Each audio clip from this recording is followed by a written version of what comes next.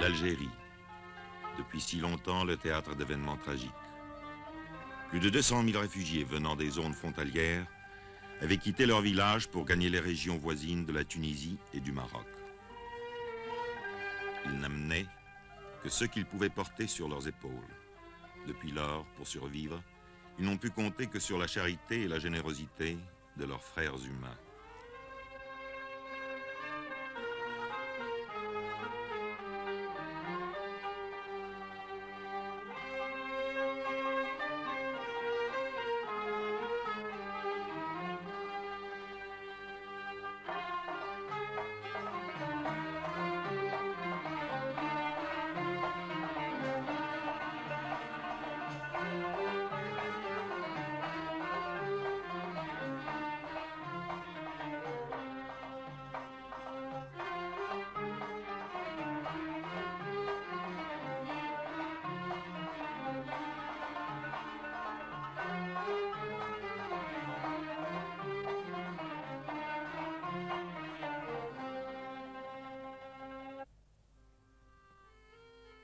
Dans tout l'islam, la religion et un même mode de vie unit les croyants. Pour le peuple musulman, une parole du prophète exprime le sentiment de leur solidarité. L'homme est à l'homme comme la pierre est à la pierre qui donne à l'autre et reçoit de l'autre la force qui fait la solidité de l'édifice. Lorsque venant d'Algérie les réfugiés arrivèrent, ils n'eurent rien à demander. La population locale partagea son pain avec eux. On les reçut comme des voisins chez des voisins.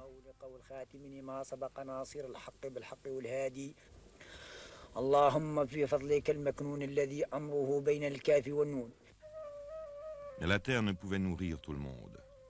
Les moyens des gouvernements tunisiens et marocains s'épuisèrent bientôt, et c'est au Haut-Commissariat des Nations Unies que l'on fit appel.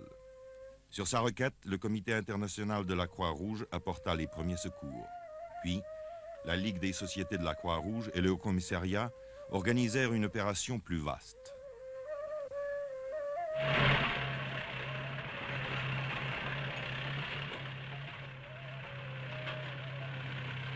Dès lors, depuis 1959, l'aide aux réfugiés en Tunisie et au Maroc se fit principalement selon ce programme. Plus de 275 000 rations par mois ont été distribuées à partir de cette année-là, au Maroc par 27 centres et par 33 en Tunisie.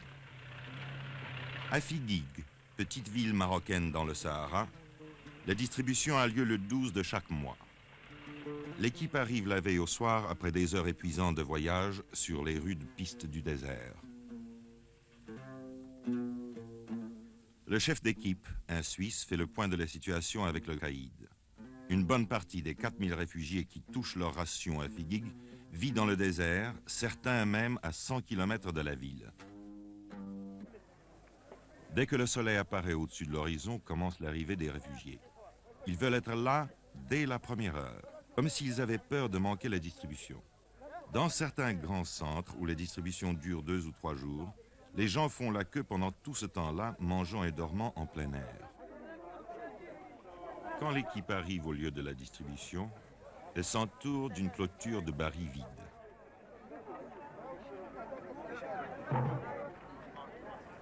Voilà les queues maintenant organisées, les femmes d'un côté, les hommes de l'autre.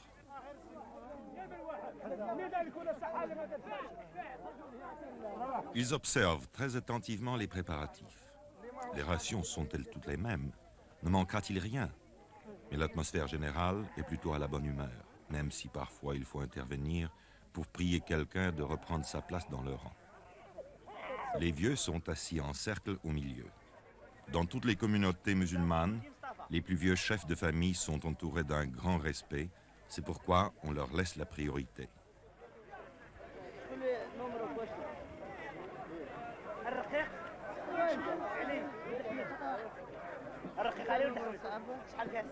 Mais les hommes ne seraient pas les hommes si même parmi les plus vieux, certains essayaient de passer avant les autres, comme ce vieil homme qui a tout l'air de vouloir se glisser au premier rang.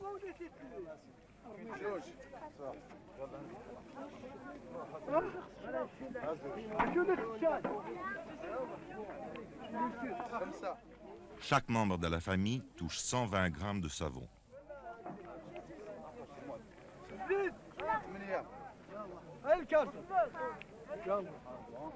400 grammes de sucre,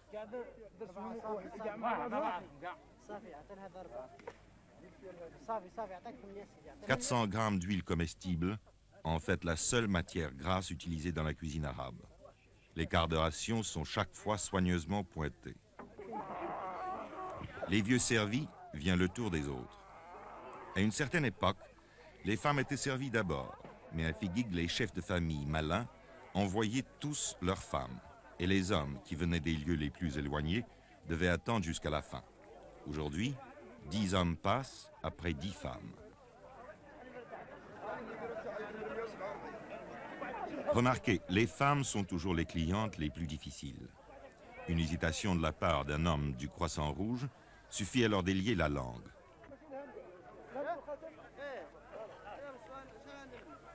C'est dans cette ancienne église que l'archevêque catholique de Casablanca a mise à la disposition de l'opération de secours que se fait la distribution de blé et de riz.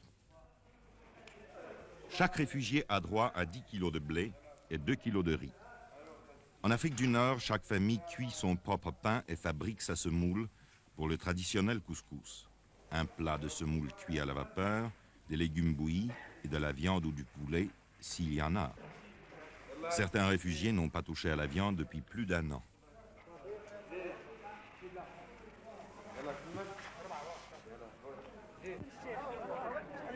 Autour de l'église, les enfants pauvres du pays viennent glaner les grains tombés.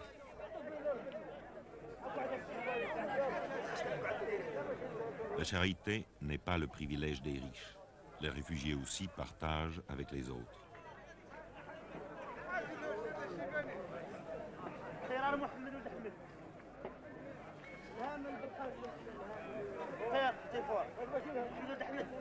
En moins de 2 heures, la distribution est faite.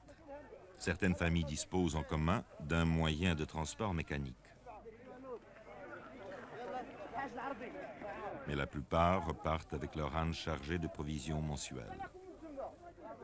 La famille, ce n'est pas seulement le père, la mère et les enfants, mais aussi les grands-parents, les frères, leurs femmes et leurs enfants, et parfois aussi les cousins. Il arrive qu'une famille forme un groupe de plus de 20 personnes. À travers les rues principales de Figuig, les caravanes repartent, formant une longue procession.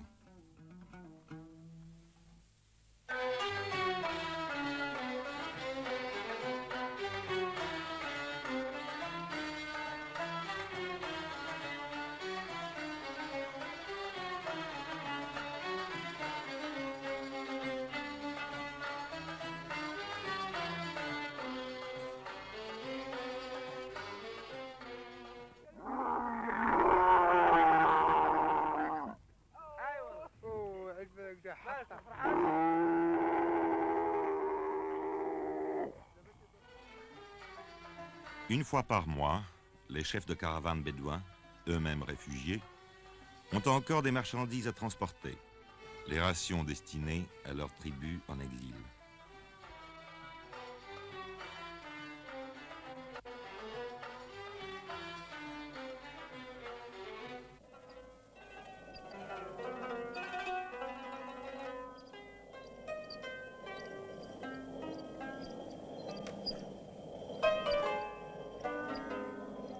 Aujourd'hui encore, on utilise des meules comme celles que l'on a découvertes dans les ruines romaines d'Afrique du Nord.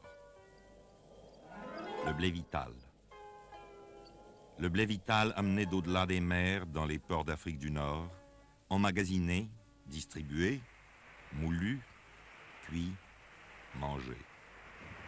Le blé vital et les autres aliments ont créé l'union entre des peuples de races différentes.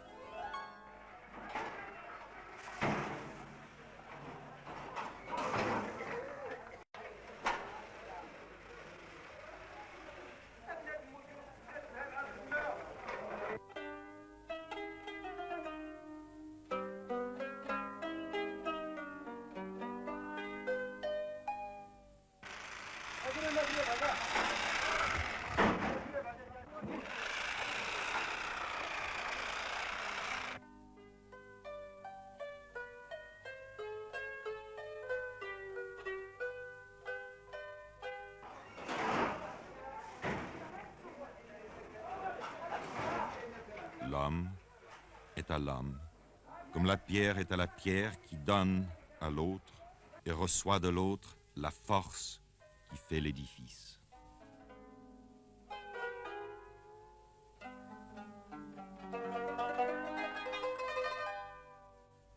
Cet élan ne s'est pas interrompu au cours de toutes ces années. Un arrêt dans la générosité, une défaillance dans l'organisation aurait entraîné la disette et la famine. Il y a eu des moments d'angoisse. Le coût annuel de l'opération, 8 millions de dollars, peut ne pas épuiser les limites de la générosité humaine, mais encore, faut-il les trouver?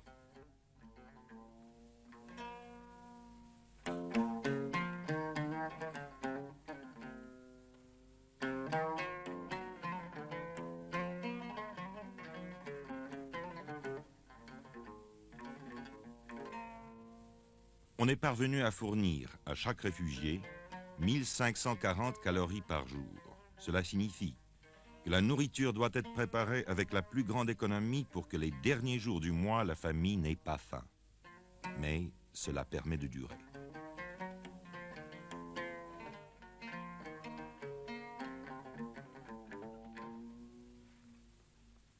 Dans les montagnes, les réfugiés construisent eux-mêmes des gourbis.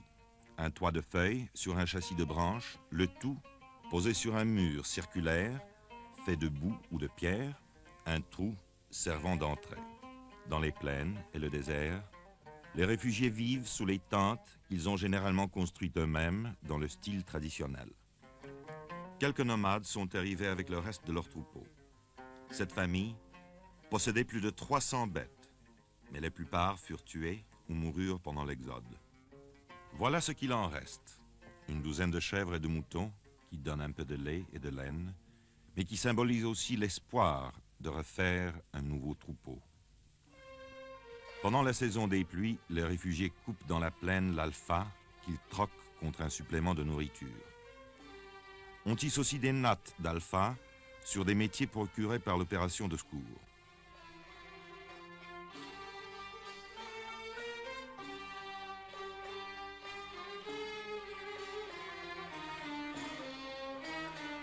Ces nattes servent à réparer les tentes ou bien sont vendues sur les marchés locaux.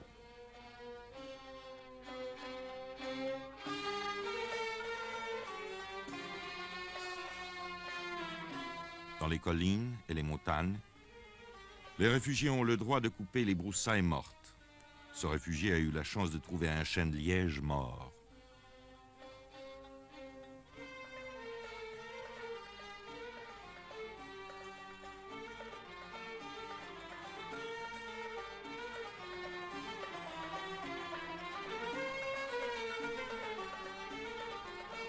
Il y en a assez pour en vendre une partie sur le marché de la ville la plus proche.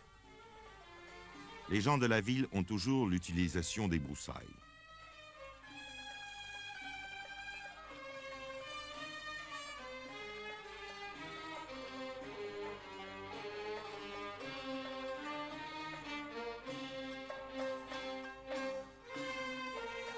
L'offre est acceptée, le marché conclu. 250 millimes pour une charge de bois, 2 nouveaux francs 50, à peine un demi-dollar. Le seul argent que cet homme ait eu entre les mains depuis 2 ans. Une aubaine. Maintenant, il peut ramener chez lui quelques épices et du thé. Mais la condition générale, pas d'argent, pas de travail, pas de terre, et l'angoisse en face d'un avenir incertain. Voilà ce qui rend l'exil lourd à tous les réfugiés, qu'ils soient en Europe, en Asie ou en Afrique.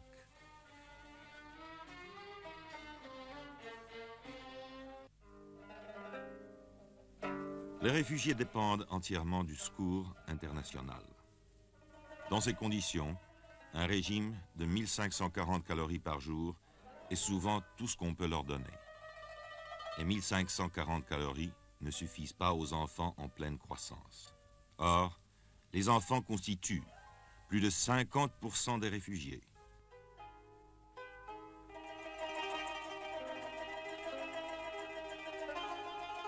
Pour eux, un effort exceptionnel a été accompli.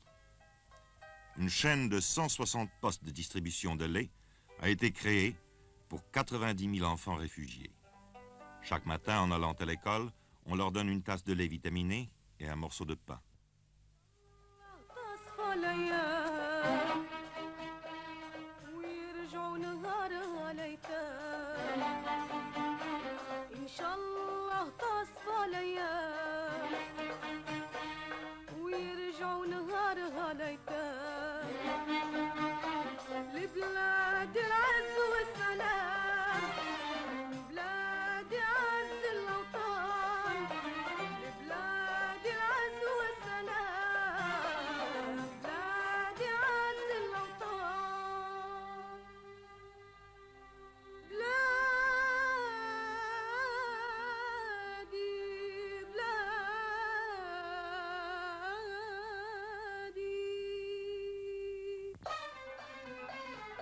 Aujourd'hui, les enfants réfugiés sont pleins de vigueur et de santé. C'est joyeusement qu'avant de se rendre à l'école, ils passent au centre de distribution. Les autorités tunisiennes et marocaines ont permis l'accès de leurs établissements scolaires à tous les enfants réfugiés. Mais, dans certains cas, il a fallu avoir recours à l'aide internationale pour améliorer les possibilités dans ce domaine.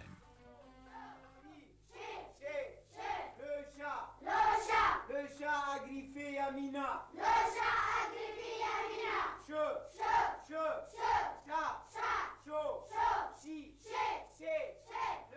Il y a tant d'élèves que les cours sont donnés en 2 équipes.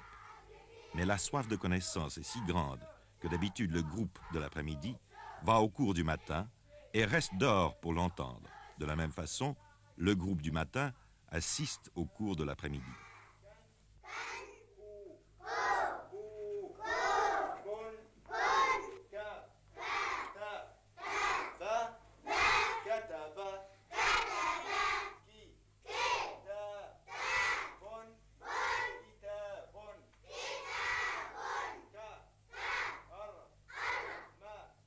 Les classes finies, pendant leurs heures de liberté, les enfants s'occupent à de petits travaux ménagers. Par exemple, ils vont puiser de l'eau.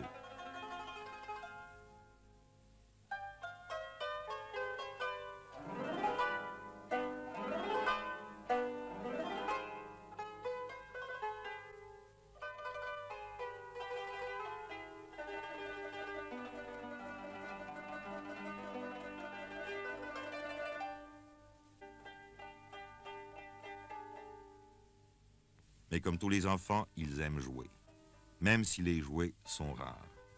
Voici un jeu que connaissent tous les enfants du monde. Il n'est besoin que de quelques cailloux qu'on jette en l'air pour les rattraper adroitement sur le dos de la main.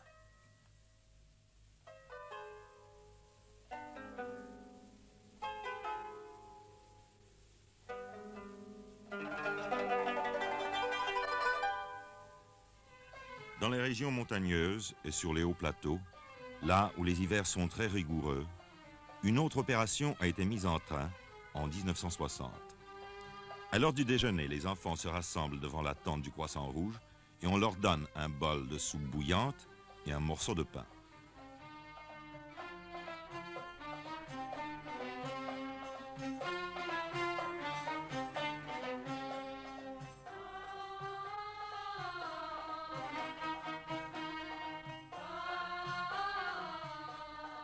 Deux fois par semaine, on ajoute de la viande.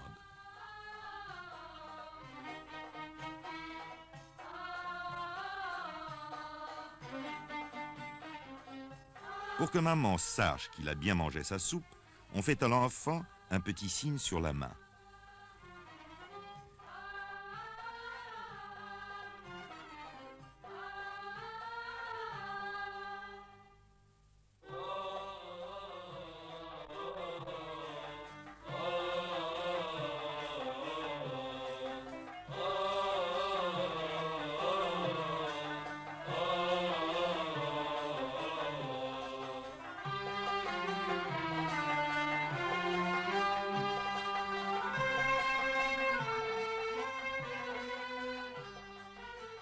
Avec tant de réfugiés disséminés sur des centaines de kilomètres, il a fallu mettre sur pied un service spécial de santé. Des médecins font des tournées régulières. Les maladies les plus courantes sont le trachome, le paludisme et la tuberculose. Leur fréquence aujourd'hui a été ramenée à des proportions normales pour la région. Mais c'est là une longue bataille à mener, qui fait partie de l'effort nécessaire pour élever le niveau de vie général.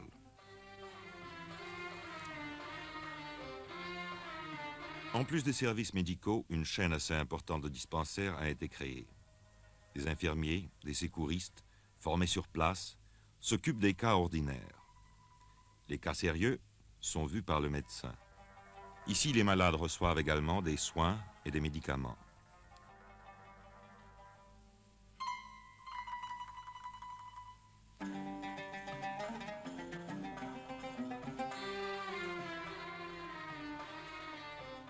Ce service sanitaire est très apprécié par les réfugiés.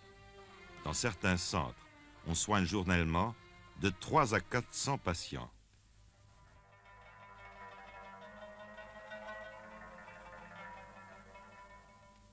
En Afrique du Nord, l'hiver, il peut faire très froid. En 1961, il est tombé dans cette région près de 2 mètres de neige. En hiver, les réfugiés restent à l'intérieur autour du feu. On leur a distribué des dizaines de milliers de couvertures et des centaines de tonnes de vêtements usagés. Et pourtant...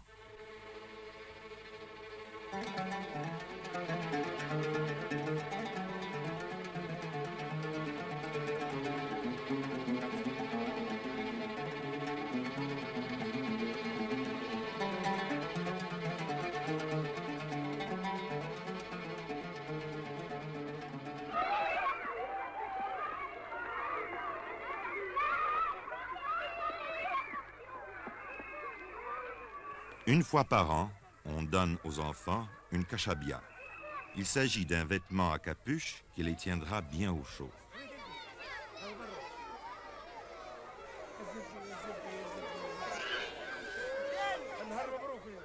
Avec la meilleure volonté du monde, il est impossible de faire comprendre à ces jeunes gens qu'il est inutile de se bousculer. Mais les enfants sont trop excités. Ils ont trop peur qu'en fin du compte, il n'y ait plus assez de kashabia pour tout le monde. Si quelque chose peut décrire l'extrême dénuement de ces enfants, leur dépendance totale d'une aide extérieure, c'est bien cela. Cette crainte de voir la générosité se tarir quand leur tour viendra.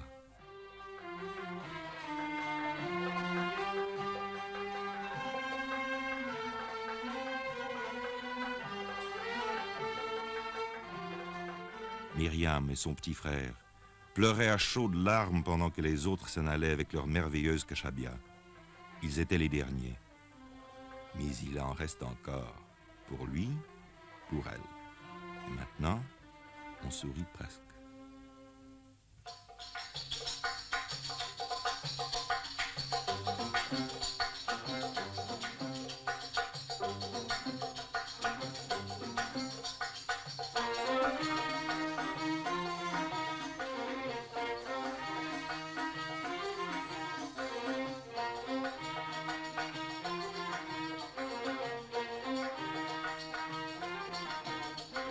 Voici ce qui a été fait.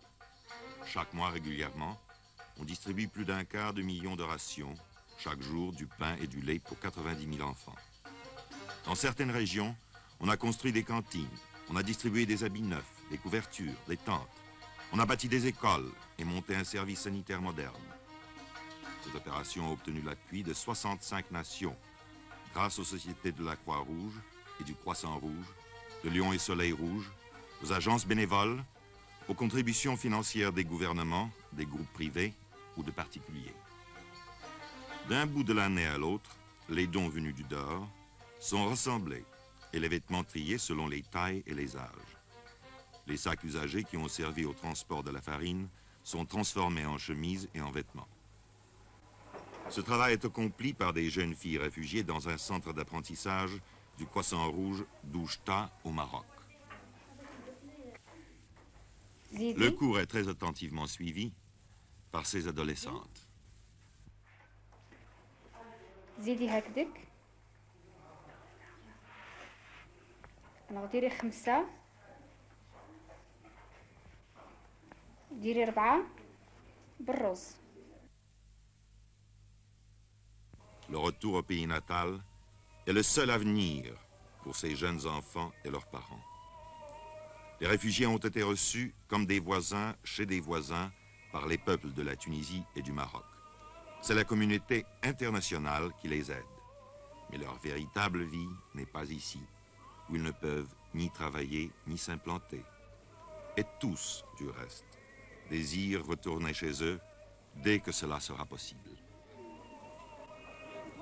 Ils ont traversé une longue période de découragement, d'incertitude et d'attente, tant qu'il ne s'agissait pour eux que de survivre, et c'est grâce à l'aide internationale qu'ils ont survécu. Cette aide internationale leur a aussi permis d'envisager l'avenir avec confiance, car ils savaient qu'ils n'étaient pas abandonnés. Aujourd'hui, le retour au pays natal approchant, de nouvelles questions, de nouvelles difficultés leur apparaissent. Car le pays où ils retourneront aura été abandonné pendant des années. Les puits seront écroulés, les maisons auront été détruites, la terre sera retournée en friche. Pour tout le monde, y compris les enfants, ce sera une épreuve. Il faudra donc continuer l'aide internationale jusqu'au moment de leur retour, afin qu'ils demeurent en bonne santé physique et morale pour aborder la période où ils devront entreprendre de reconstruire leur vie. L'aide internationale devra faciliter le passage de la vie oisive du réfugié au devoir sévère qu'exige la participation de chacun en tant que membre d'une communauté vivante. Un troubadour chante l'avenir à des enfants rassemblés. Ceux qui vous ont donné, dit-il, l'ont fait avec joie. En retour, vous leur donnerez votre gratitude. Vous vous efforcerez d'oublier les temps amers et de faire en sorte que la compréhension puisse régner entre les peuples.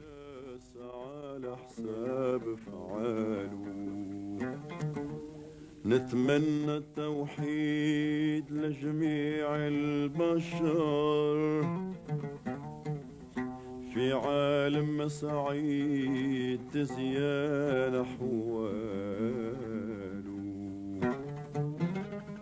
عالم حر جديد لبدا ينتصر وتزول الغيار ما بين بطال